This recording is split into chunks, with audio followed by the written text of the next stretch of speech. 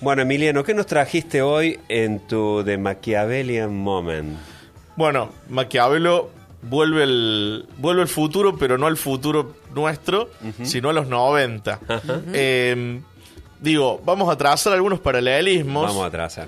Con la década del 90, después de este resultado electoral tan positivo para el gobierno. Creo que superaron las expectativas, ¿no? Por ahí Guillermo Franco hablaba antes de las elecciones de un 40% de los votos, de obtener por lo menos un blindaje para los vetos y para poder resistir de las leyes que le trataran de imponer o para poder sacar algún DNU. Y bueno, superaron ampliamente ese número de diputados y de senadores, con lo cual quedaron muy fortalecidos para los 2 años que se vienen. Y confirmaron que no era un efecto pasajero este arrastre de Milei, ¿no? Entonces, bueno, hay algunas cositas en común con los 90. Si querés, vamos por algunas imágenes. Esto en realidad es algo nuevo, ¿no? Es algo que viene cayendo desde que volvió la democracia. Exactamente. La participación electoral viene en caída. Un 67, casi 68% de los votantes que estaban empadronados participaron. Lo que nos deja del otro lado, si lo vemos al revés, el 32% de la gente que podría votar decidió quedarse en su casa. Claro, que no es un dato tercio. menor. No es un dato menor, ¿por qué? Porque ese tercio te desequilibra cualquier elección. Tal cual. Si vos logras convencer Es que a ese además, electorado, ese porcentaje, ganas. si uno hace un análisis un poquito más fino de la cantidad del porcentaje que ganaron los candidatos, gana. Exacto. O sea que en definitiva, el que ganó las elecciones, si uno quisiera hacer un análisis... Es el señor ausente. El señor ausente. O sea, ahí lo graficó bien en la placa. En la placa acá. Noventosa que nos trajo Emi. Sí. Claramente un gran ganador es el ausente. Un gran ganador el ausentismo. De nuevo, esto que ya lo dijimos, si querés pasamos la placa. Vamos a la siguiente placa. De nuevo, lo que podemos ver en la próxima es la caída. Es una caída constante. Exactamente. Es una caída constante en la participación electoral, ¿no? En general, viene cayendo desde el principio, desde que volvió la democracia en el 83. Hubo momentos donde repuntó un poquito, donde por ahí el electorado sentía que ¿cuándo va el ciudadano a votar? Sí. Cuando siente que su voto importa. Claro. Exacto. Acá se ve que no hubo tal presión y quizás hay un desencanto con las opciones que existen. Y bueno, es algo a tener en cuenta para cuándo, para de acá a 2 años, ¿no? En el 83, recordemos, porque por ahí no se ve mucho por el Está medio tamaño, chico, ¿no? ahí va. Pero en el 83 el porcentaje de votación fue del 85,61. Claro. Muestra también el contexto histórico, supuesto, ¿no? De paso del golpe militar, de la dictadura cívico-militar a la el regreso a la democracia, el retorno pasamos de un encantamiento con la política a un desencanto. Exactamente. En estos últimos 40 años, digamos. Y claro, en 40 años hubo como un reencantamiento a mitad de la década kirchnerista. Sí. Ahí hubo como un reencantamiento. Fue breve. Y después volvimos a caer en esto, las opciones que hay no me terminan de cerrar. Está bien. Bueno, seguimos con la próxima placa. ¿Qué es lo que tenemos? ¿Qué tenemos? Acá sí fue algo nuevo, algo novedoso, la boleta única. Exactamente, que lo charlamos. Sí. Lo charlamos bastante, entonces simplemente lo vamos a mencionar. La boleta única, no hubo grandes problemas. Hay alguna, no hubo grandes problemas en la aplicación. Sí hubo alguna confusión entre fuerzas con nombres similares, con colores similares. Ahí hubo... Realmente uno no sabe si es algo intencional o fue algo que simplemente se dio. Voy a decir de diseño. De diseño, sí. Que por ahí, viste, el nombre, los colores, el diseño... Exactamente. Se prestan para, que algún voto distraído se pase de uno a otro. Tal cual. Pero bueno, al no existir las PASO... Pero al no existir las PASO también es un tema que ya lo habíamos hablado, esto de, bueno, hay una proliferación de listas muy grande y la mayoría no debe llegar al umbral del 2%. Con lo cual, bueno, eso, si me preguntan a mí como profesional, es algo a revisar. Es algo a revisar. Lo que sí se vio beneficiado en ese sentido fue la Libertad Avanza y otros partidos más chicos que no tienen tanta presencia territorial, que no tienen una estructura de militancia y demás. ¿Por qué? Porque directamente la vigilancia de las urnas, de las boletas, las hace el presidente Mesa. Cuando faltan boletas, bueno, listo. Y ahí cubriste la de todos. Que por ahí, si no está, faltan de la Libertad Avanza, pero están del Partido Libertario, y el votante a lo mejor mete la del Partido Libertario y nadie se dio cuenta. Exactamente. Bueno. Sí, es verdad. Sí, es una de las cuestiones que pasó y que, pues, bueno. Y también la especulación de que con el diario del lunes ya de la ubicación de los candidatos en determinados lugares para hacer la marca, también es como más fácil de poder llevar un electorado que a lo mejor fue antes capacitado para decir, bueno, marque en tal lugar, ¿no? En el medio, adelante bueno, antes o atrás. Directamente la entrega de la boleta, toma, mira, vos tenés que ir a votar con esta boleta. El famoso voto cadena que se llama, ¿no? Bueno, ese era uno de los riesgos del otro sistema. Sí. A ver, hay formas de evitarlo, pero bueno. Con este sistema eso ya no se puede hacer. Con este sistema directamente no se puede hacer. Bueno, no se puede hacer. Y acá es donde viene la década del 90, ¿no? Una full la década del 90. Nuestro... No, full.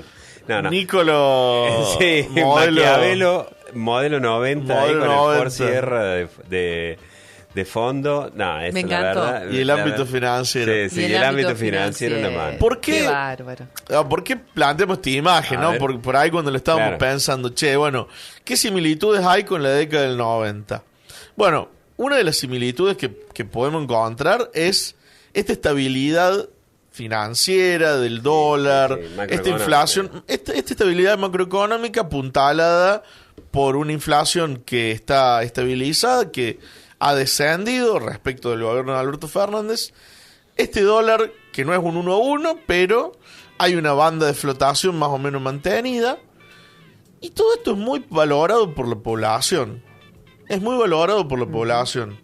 No es un dato menor. Entonces, y otro dato que ya lo veníamos anticipando es, la Argentina se vuelve un poco más privatista. Claro. Hay un gran porcentaje de la población, ya lo habíamos comentado esto, que superior valora el 50%. Claro, bueno, primero valora la estabilidad económica. Sí. Y más de un 54% de la población dice, yo la verdad que no tengo ganas de que el Estado se meta en toda la actividad económica. Yo quiero que Ahí va, los dos. El último estadista argentino. Pero realmente es un gran activo del gobierno. Esta estabilidad, esta baja de la inflación, permite que alguna fracción de la población pueda pensar en un crédito, pueda pensar en irse de vacaciones, en ahorrar. Puede Obviamente pensar en evitar en todo caso el diciembre, ¿no? Es decir, estamos muy cercanos a diciembre y en la historia argentina el diciembre... Los diciembres suelen ser complicados. ¿no? Pero inclusive la persona que está jugada con su sueldo dice, bueno, yo sé que me faltan... ¿Cuántos espectadores que tenemos del otro lado del vidrio? Me faltan 100, me faltan 100 para llegar a fin de mes. Pero yo sé que son 100. Antes no sé cuánto. Otra similitud, bueno, las relaciones con Estados Unidos. Relaciones carnales, sí. Estamos, somos un gran aliado de Estados Unidos. Por ahí, yo sé que es un tema medio incómodo o que mucha gente quizás no le gusta. No está tan interiorizada, pero digo, en materia, por ejemplo, de armamentos, se han dado dos adquisiciones de armamento muy importantes y las dos han sido de Estados Unidos. Ahora en noviembre llegan unos BCBR, que son unos vehículos blindados a rueda, que el ejército argentino los viene pidiendo hace 10 años. y son de Estados Unidos. O sea que parte del blindaje tiene que ver con Parte del blindaje son blindados, ¿no? Exactamente. Bueno, o sea, era no solo dólar, sino claro, también el blindaje. Digo, se viene por todos lados. La estrecha relación con Estados Unidos viene en lo económico, en lo militar, en lo diplomático. O sea, en lo geopolítico. Y en lo geopolítico también, claro. También. Ahí estaba la pugna con China, lo habíamos hablado hace un par de semanas. China no está muy contenta con esta intromisión de Estados Unidos tan fuerte. Pero bueno. Y bueno, estas serían algunas de las similitudes con la década del 90. La otra similitud es que, bueno, está bien, Menem tenía más control de las cámaras. Era un presidencialismo muy fuerte. Sí. El de Milei es un presidencialismo más débil. Pero lo mismo... Pero hay una cuestión que tiene que ver con el carisma. Sí, bueno. ¿No? Es decir, con el personaje. No lo voy a meter, digamos, en el análisis, ¿no? Pero me parece que es un elemento. Digamos, una cuestión, líder carismático. Sí, que tiene que ver con como que condensa demasiadas cosas, ¿no? El espíritu del. Yo creo que por ahí, época. En el caso de Milei, condensa como un anti muchas cosas. Es decir, es como que en la figura. De hecho, el principal candidato acá en la provincia de Córdoba era un desconocido, completamente. Sí. Y la publicidad decía Roque Milei. Claro, Roque Milei. La elección la ganó Milei. Sí, logró traccionar. Esa cuestión de personalismo y todo, sí coincido con vos, que claramente hay una diferencia con respecto. En primer lugar, porque también Menem venía de la gestión ejecutiva en la provincia. Es decir, no es que se estaba enterando cómo funcionaba la política. No, sin dudas. Bien, bueno, ¿qué es lo que pasó después de las elecciones? ¿Cuáles fueron los resultados? Bueno, claramente Milei lo que logra con esta buena elección es lograr la cantidad de diputados que necesita para no depender de nadie en el tema de vetos, más que los propios, para los vetos y para los decretos. Con su propia gente los tiene asegurados. Y en esto hay que darles hay que la verdad sacarse el sombrero en diputados. Ahí va. Pero para sostener un veto te alcanza. Está bien. Para sostener eso te alcanza. Sí, alcanza. está bien porque tiene que pasar por las dos. Acá hay que reconocer, como el candidato era Milei, la disciplina partidaria de la Libertad Avanza es altísima en este momento. Claro. El que no se alinea se va. Y ya estuvo en el armado de las listas. Sí. Por eso un libre pensador como de Loredo, ¡pum!, afuera. Es más, hoy en los portales informativos ya hay un bloque del PRO que ya se adhirió a la Libertad Avanza. Bien, entonces... Van a empezar esas migraciones. Si mostramos la placa de recién, la de diputados, ahí podés ver cómo la Libertad Avanza gana... Fuerza Patria pierde 44 bancas, la Libertad Avanza gana 64, el PRO pierde 21, le quedan 14, y de esos 14 vos ya estás diciendo que algunos ya van a migrar. Sí. ¿Quiénes quedan? Bueno, obviamente la izquierda y la izquierda va a ser opositora siempre de Milei. Pero eso lo porque es ideológico, digamos. Hay una cuestión ideológica donde las posiciones no se van a acercar ni a palo. No, salvo que haya, no sé, un atentado terrorista, claro, bueno, ahí probablemente sí. Una cuestión de emergencia nacional, claro, una catástrofe. Claro, pero salvo una cosa de esa magnitud, no hay posibilidad. Con Fuerza Patria van a chocar el 80% de las veces. ¿Y quién queda como árbitro? ¿Por qué? Porque Milei está en una muy buena posición defensiva. Baldassi ya no. Ya no participa.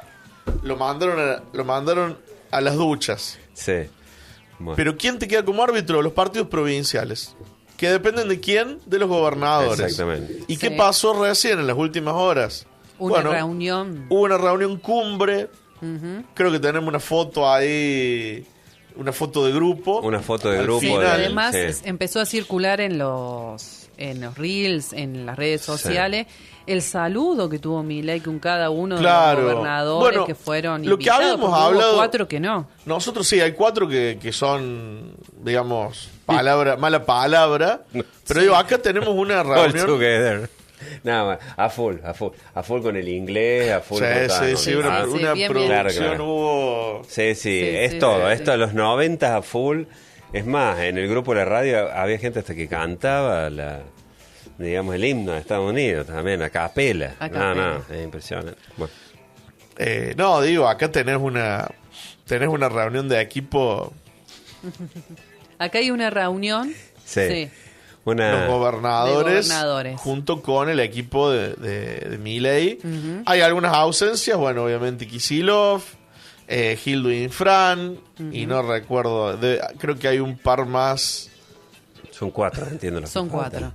Sí. Sí, igual, yo digo, uno entiende que tiene que ver que, digamos, bueno, se pasaron las chicanas de que no me invitaron, de que yo no iría, y toda esa historia. Lo que uno piensa también es que uno, bueno, no puede pensar a Argentina sin Buenos Aires. No, sin dudas. Entonces, es, sin lugar a duda, uno de los focos abiertos. Uh-huh. Digamos que no es menor. Digamos, no es una cuestión menor. Sí. No. Sin embargo, mucho, Emi, que te corte, ya te dejo la palabra, que vos sos acá el especialista, para eso te hemos invitado.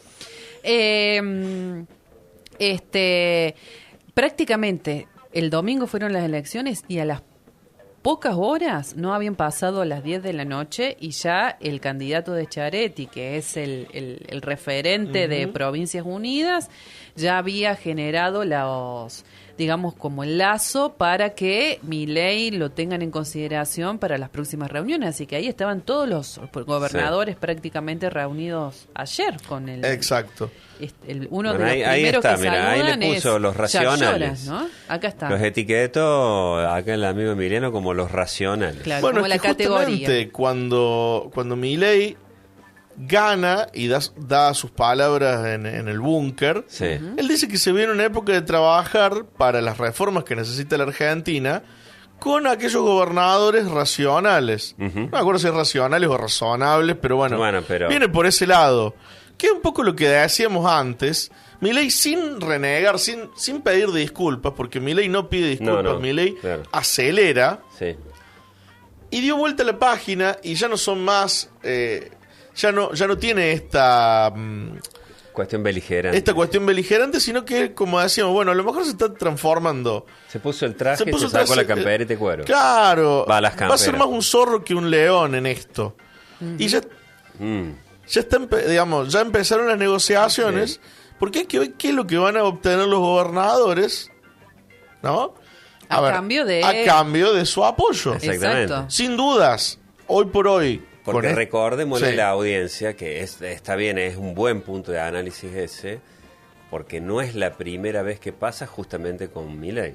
Porque, digamos, sin duda. Parte de los acuerdos previos de muchos de estos gobernadores que le bancaron mucho, digamos, en la Cámara. El primer año... Digamos, funcionó con una lógica de unos acuerdos previos que el propio gobierno nacional no respetó, y de ahí se empezó entre otras cosas, a resquebrajar la relación. Claro. Más allá de las cuestiones beligerantes, discursivas, etcétera, el tema es que hubo promesas incumplidas. Y bueno. Vos tenés un primer año de Milei donde le aprobaron prácticamente todo lo que pidió, le aprobaron esta ley bases, que es una ley ómnibus gigantesca, creo que no hay precedentes de algo tan grande, digamos, de cantidad de... Es una ley que incluye un montón de cosas. Durante el primer año funcionó bien, como vos decís, el gobierno hubo cosas que se ve que no las cumplió, y ya en el segundo año se le picó. Ya se le empezaron a plantar los gobernadores y le empezaron a decir, no, mira, discapacidad no, universidades no, esto otro no. Bueno, ahora hay que discutir un presupuesto, hay que discutir las leyes de reforma laboral, hay que discutir las leyes de reforma impositiva, de reforma previsional. Bueno, eso son las batallas que se vienen, y es donde la negociación va a entrar a jugar fuerte. Tal cual. Bueno. Qué bárbaro. ¿Hay alguna otra? Sí, me parece. Hay una plaquita más. Sí, hay como dos escenarios, sí. Era lo que habíamos dicho. Básicamente una polarización, si uno se pone a analizar las cámaras.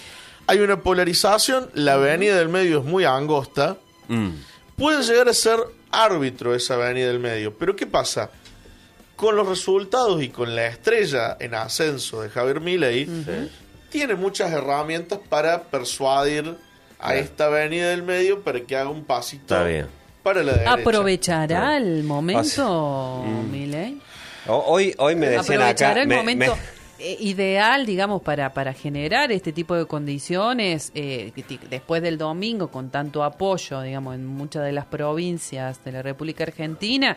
Tiene un respaldo, creo que renovó el apoyo de la ciudadanía, y me parece que está como una oportunidad para poder tomar decisiones, te diría yo recién chicaneando, estructurales, ¿no? Para la Argentina. Digamos, ironizando un poco. Sí, que en otros gobiernos no lo aprovecharon, ¿no? Porque estábamos hablando fuera del aire, 2011, con el porcentaje altísimo que ganó la presidenta Cristina Fernández de Kirchner, con más del 54%. No hubo reforma impositiva, no hubo balotaje, no hubo nada, porque en la primera ganó tranquilamente.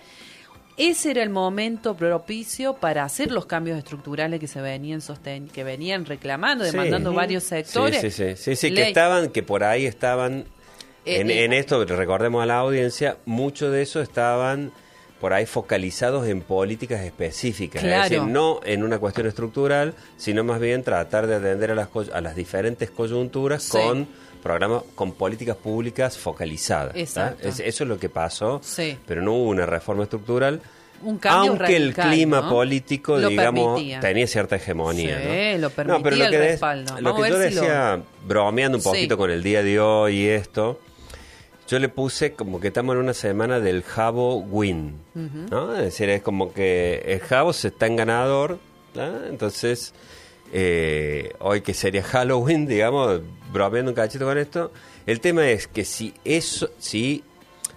tiene, yo lo que entiendo es que actualmente las exigencias que le han puesto externas y también internas tienen que ver con un comportamiento más de lo que hemos visto en este tiempo. Es decir, no es solamente que se ha sacado la campera, no, se sacó la campera, se puso el traje porque en cierta manera lo que le dijeron, mira, te respondimos con dinero, te respondimos con medida,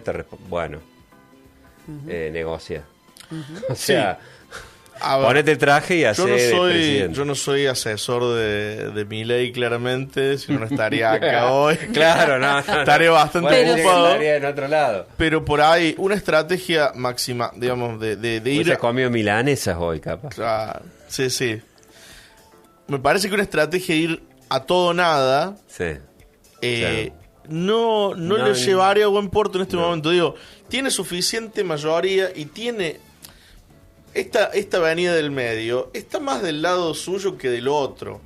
Entonces, por ahí limando algunas cosas muy polémicas de estas reformas, digo, trabajar, no sé, 20 horas por día, niños, mujeres... no lo quiere nadie, digamos. Claro, eso que es genera... es volver antes del Estado. Si uno por ahí lima algunas cosas que generan un gran rechazo, se pueden aplicar otras que a lo mejor están dentro de su propia, digamos, su propio plan o de su propia ideología, por decirlo de alguna forma, pero son más aceptables, son más digeribles por la población y por los mismos sindicatos y los gobernadores. Yo creo que ahí esta avenida del medio le va a poner como una limitante. Sería como el embrague, más o menos. Un pequeño embrague, ¿para qué? Para no tratar de ir al todo para chocarla, nada, digamos. Me parece que está en una situación de ventaja donde puede obtener esas reformas estructurales siempre y cuando no quiera demoler hasta el último ladrillo del edificio anterior. Tal cual. O sea, se terminó la motosierra. Vamos a ver. Yo no sé si se terminó motosierra. Se terminó la actitud motosierra. Se terminó un poco la actitud motosierra. Me parece que se la van a dejar para algún show. Exactamente. Para volver a enamorar a los propios. Claro. Pero después el resto de las negociaciones van a ser, más de traje. Y sí, van a meter hachazos, pero después van a recortar con la tijerita. O con un bisturí. Claro. Perfecto. Bueno, podemos poner la última plaquita, digamos, que tenemos ahí en la presentación para, digamos, la plaquita que... ¿Cuál todo es que ellos... No, bueno, parecía importante. Y a ver cuál es la plaquita. La última muy de bien, todo. muy bien. Acá lo tenemos Pero mira qué campera que tiene Maquiavelo. Esa la tengo. Yo tuve una de esas sí o sí en la década del 90. Creo que todos tuvimos una de esas. Hoy la campera que yo tuve así la está usando mi hija. Mira. La todo moda es cíclica. La moda es cíclica y la política también, aparentemente, según la perspectiva de Emi. Le agradecemos a Emi, que es excelente siempre los análisis. Siempre, la verdad que nos trae de la consultora Dixie. De la consultora Dixie. Vamos, consultora Dixie. Cualquier cosa.